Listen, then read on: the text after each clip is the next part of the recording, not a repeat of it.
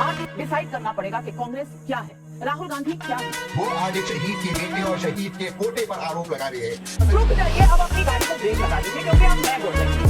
जो उन्होंने आज आंदोलन किया बोला कि प्रदर्शन हुआ बहुत तेज को भारत जोड़ो में किसी भी जॉर्ज बोलने के बाद माता को काम देता है खुशी, एकता, मोहब्बत, देश की उन्नति। Hello friends, welcome back to my debate channel the debate master. दोस्तों, स्वागत हूँ मैं आपके साथ एक और नई डिबेट वीडियो लेकर। दोस्तों, जैसे कि आप सभी देख ही रहे हैं कि राहुल गांधी के वार अगेंस्ट इंडियन स्टेट के बयान पर तो पहले से तूफान मचा हुआ था। साथ के साथ ही जो है मोहन भागवत जी का बयान भी चल रहा है। तो आज की डिबेट हमारी होने वाली है दोनों पूना वालों भाइयों के बीच और एंकर नाविका कुमार जी के बीच। साथ ही साथ आप ये भी देखिएगा कि किस प्रकार से जब एंड में अनुराग भदौरिया जी से सवाल पूछा गया तो वो हमेशा की तरह वही इधर उधर की बातें करने लगे। तो दोस्तों, देखते रहिए किस तरह से नाविका कुमार जी और शहजाद पूनावाला ने अपने तर्कों से इंडिया अलायंस का मतलब सारा कच्चा चीटा जो है खोल के रख दिया और बता भी दिया कि हाँ, संविधान की कौन कितनी इज्जत करता है। तो दोस्तों, डिबेट के अंत तक बने रहिए, डिबेट होने वाली है बहुत शानदार। अगर आपको डिबेट पसंद आए तो लाइक, सब्सक्राइब और शेयर कीजिए। जय हिंद, जय भारत। चलिए शुरू करते हैं। तहसीन पूनावाला जी, आज देश उस दोराहे पे खड़ा है जहां आज डिसाइड करना पड़ेगा कि कांग्रेस क्या है, राहुल गांधी क्या है। क्या Rahul Gandhi leader of opposition Lok Sabha में रहकर कैबिनेट पोजीशन एंजॉय करके इंडियन स्टेट का पार्ट नहीं है? कांग्रेस के जितने राज्यों में मुख्यमंत्री हैं, क्या उन्हें रिजाइन नहीं कर देना चाहिए? क्योंकि आज राहुल गांधी कह रहे हैं उनकी लड़ाई इंडियन स्टेट से है। तो इंडियन स्टेट, क्या राहुल गांधी खुद से लड़ रहे हैं? क्या उनके मुख्यमंत्री खुद से लड़ रहे हैं, खुद सरकार के खिलाफ लड़ रहे हैं? वो भी तो इंडियन स्टेट की सरकार है। मैं पूछना चाहती हूं, ये किस तरह का बयान है? क्या ये अलगाववादी सोच का सामने नहीं रखता? क्या कांग्रेस पार्टी अलगाववादी सोच को सपोर्ट करती है?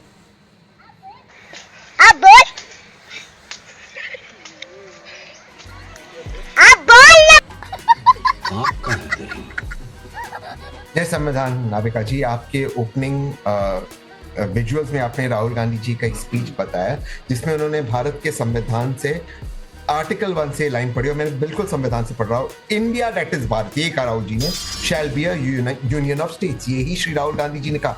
लेकिन भाजपा जिसने इस संविधान का हमेशा अपमान किया है, जिसने आरएसएस ने इस संविधान को इंपोर्टेड कहा इसमें कोई भारतीयता नहीं है, जिसने हमेशा हमारे तिरंगे को कोसा है, वो आज एक शहीद के बेटे और शहीद के पोते पर आरोप लगा रहे हैं। भाजपा और इनका संगठन आरएसएस जो कहता है 2014 के पहले कोई बात ही नहीं था गर्व होने के लिए कि हम भारतीय हैं, वो आज उस व्यक्ति पे आरोप लगा रहे हैं जिनके पिताजी ने इस देश के लिए शहादत दी थी कि छिटरे छिटरे उड़ गए थे। चाहे बोलने दे, तकलीफ हुआ है बेचारे। बोल ये सब दोगलापन, मैं तेरा दोगलापन उतारता हूं। सिर्फ संविधान की कॉपी लहरानी जरूरी नहीं होती, लहराइए मत, प्रिएम्बल पढ़ लीजिए। और मैं चाहूंगी कि आप राहुल गांधी जी को भी पढ़वा दीजिए। जहां आप यूनियन ऑफ स्टेट्स कह रहे हैं, वही प्रिएम्बल में जहां लिखा है we the people of India, justice, liberty, equality, वहां फ्रेटर्निटी का भी वाक्य पढ़ लीजिए। Fraternity assuring the dignity of the individual and the unity and integrity of the nation. Nation का पूरा व्याख्या दिया हुआ है, union of states that make the nation. Rahul Gandhi कहते हैं union of states is not the nation. तो पहले तो मुझे बता दीजिए कि संविधान सिर्फ लहराना जरूरी नहीं होता, संविधान पढ़ना और समझना जरूरी होता है। रुक जाइए, अब अपनी गाड़ी को ब्रेक लगा लीजिए क्योंकि अब मैं बोल रही हूँ। अब मैं आप रुको जरा, सब्र करो। नहीं, अभी और सुनिए। को पूछना चाहती हूँ, शायद आपकी और राहुल गांधी की या तो भाषा समझने की कृति कम है या फिर समझदारी ही कम है। भाई मजा आया। पैसा बर्बाद बहन चोर। Not bad. Now you. चलो भाई, देखो अपने क्या करना। देखिए, वास्तविकता में राहुल गांधी ने आज ये स्पष्ट कर दिया है कि मोदी और बीजेपी विरोध में उतरते उतरते वो भारत और इंडिया के विरोध में भी उतर सकते हैं। इन्होंने अभी जय संविधान से शुरू किया। जय संविधान बोलने वाले आर्टिकल 12 में भारत के स्टेट, इंडियन स्टेट की परिकल्पना पूरी तरह से परिभाषित है। और इंडियन स्टेट में जैसे कि नाविका जी ने बताया, लेजिस्लेचर भी है, पार्लियामेंट भी है। तो क्या राहुल गांधी ये कह रहे हैं कि कर्नाटका के स्टेट लेजिस्लेचर से भी उनकी लड़ाई है? चले, हमारी राजनीतिक रूप से हो सकती है, कर्नाटका से किससे लड़ाई है, हिमाचल में किससे लड़ाई है? Good question, you are a good question.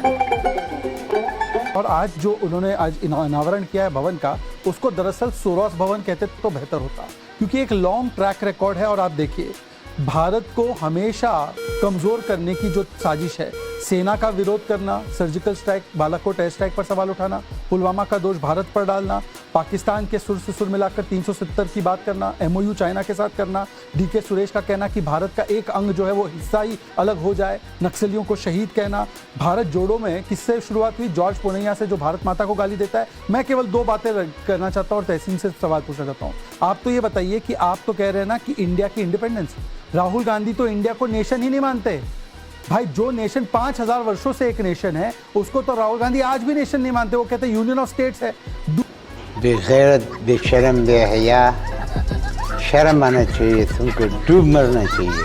और मुझे बताइए कि क्या ये बात सच नहीं है कि इतने वर्षों तक जो भारत का स्व था, उसको दबाए रखने में कांग्रेस पार्टी ने वो की थी बातें आगे। औरंगजेब रोड का नाम रखना चाहिए या APJ अब्दुल कलाम का? आप बताइए कि भारत का स्व औरंगजेब रोड से जगता है या APJ कलाम साहब से? तो इसीलिए मैं कह रहा हूं कि इस प्रकार की बातें केवल राहुल गांधी कर सकते हैं, जो देश विरोधी है। उन्होंने आज वास्तविकता में बता दिया। कैसे कैसे लोग रहते हैं यार यहाँ पर। मैं अनुराग भदौरिया जी आपसे पूछना चाहती हूँ, क्या Rahul Gandhi leader of opposition with cabinet rank रह सकते हैं और इंडियन स्टेट के खिलाफ इस तरह की लड़ाई लड़ सकते हैं? क्या हम इस देश की संप्रभुता को सवाल उठा रहे हैं? क्या हम इस देश के इलेक्टोरेट पे सवाल उठा रहे हैं? क्या इस देश में जुडिशरी नहीं है? क्या Rahul Gandhi as leader of opposition, CBI, election commission, chief information commissioner, इन तमाम ऐसी पोजीशन पर, चीफ विजिलेंस कमिश्नर, क्या इनकी नियुक्ति पर नहीं बैठेंगे? ये बार बार कहते हैं कि इंस्टीट्यूशंस फ्री नहीं हैं। क्या अब राहुल गांधी को रिजाइन नहीं कर देना चाहिए? क्या इन नियुक्तियों पे उन्हें नहीं बैठना चाहिए? आज सवाल तय करना पड़ेगा। आप लड़ भी रहे हैं इंडियन स्टेट से और इंडियन स्टेट का पूरा प्रोटोकॉल भी उठाना चाहते हैं, कैबिनेट मंत्री का रैंक भी उठाना चाहते हैं। ये कैसे हो सकता है? हिपोक्रेसी की भी सीमा होती है। देखिए नाविका जी, पहले तो आपको समझना पड़ेगा इंडिया गठबंधन का मतलब क्या है। इंडिया गठबंधन का मतलब होता है एक सोच, सत्य, विचार, राष्ट्रवाद, खुशी, एकता, मोहब्बत, देश की उन्नति। अरे कहना क्या चाहते हो? कोई सेंसेस बात? कुछ भी। हर घर में खुशहाली, हर बाप को भेज, तेरे बस की बात नहीं। भाई मजा आया। खत्म। Bye bye, tata, good bye, गया। दोस्तों, डिबेट के अंत तक बने रहने के लिए बहुत धन्यवाद। ऐसे ही मज़ेदार वीडियो के लिए मेरे चैनल को लाइक, शेयर और सब्सक्राइब कीजिए और अपने देश की रक्षा में योगदान दीजिए। सजग रहिए, सतर्क रहिए, एक रहिए और सेफ रहिए। जय हिंद, जय भारत।